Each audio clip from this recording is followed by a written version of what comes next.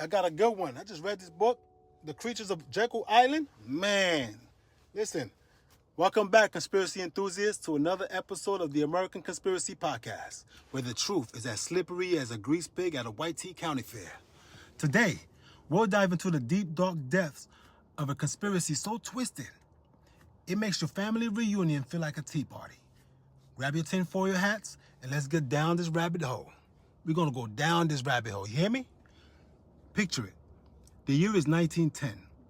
A group of well-dressed men, think top hats, monocles, and mustaches that could hide a small rodent, gathered on Jekyll Island, a secretive little retreat for the rich and powerful.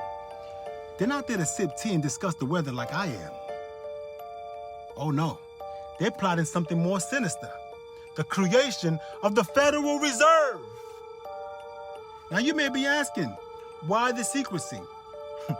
Well, my dear friends, they knew that the average American might not be too keen on their plans to control the money supply. I mean, can you imagine Joe Bob from the barbershop hearing about a shadowy cabal plotting to turn his hard-earned cash into monopoly money? He'll grab his pitchfork and storm the island faster than you can say, conspiracy theory.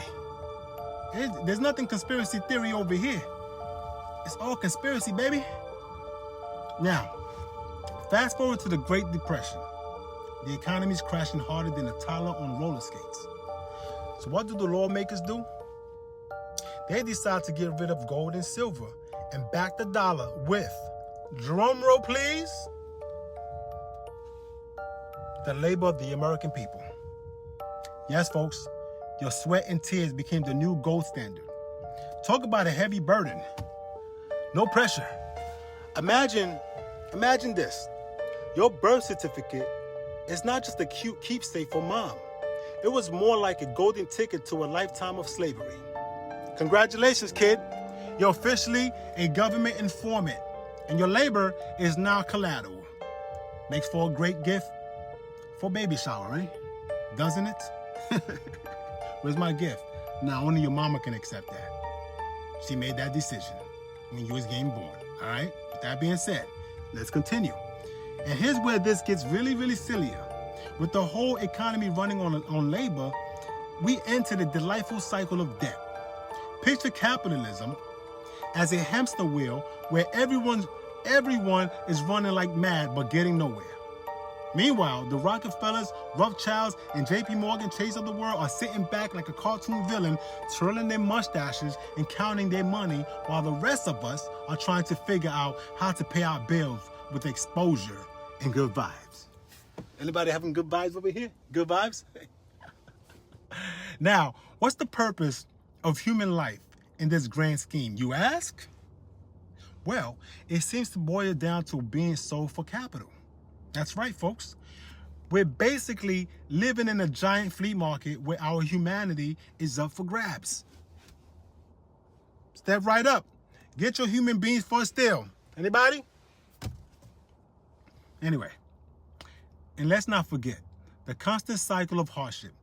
Taxes, inflation, and wars are the trifecta of despair. It's like capitalism's versions of a never-ending buffet. Just when you think you've figured it out, they keep piling on the dishes.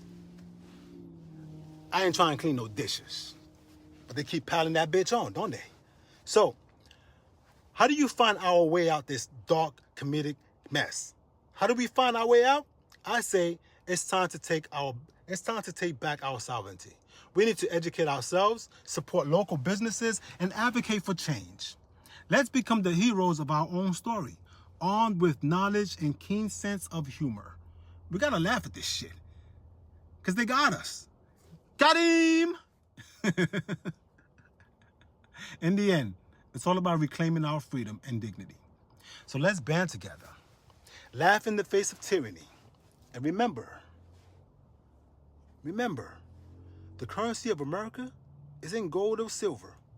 It's our collective spirit and the ability to poke fun at the absurdity of it all.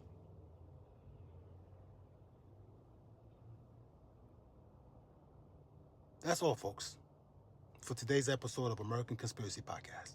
Remember, The truth may be out there, but it's also pretty darn funny, isn't it? But are you laughing? Until next time, keep your tinfoil hats on and your laughter loud.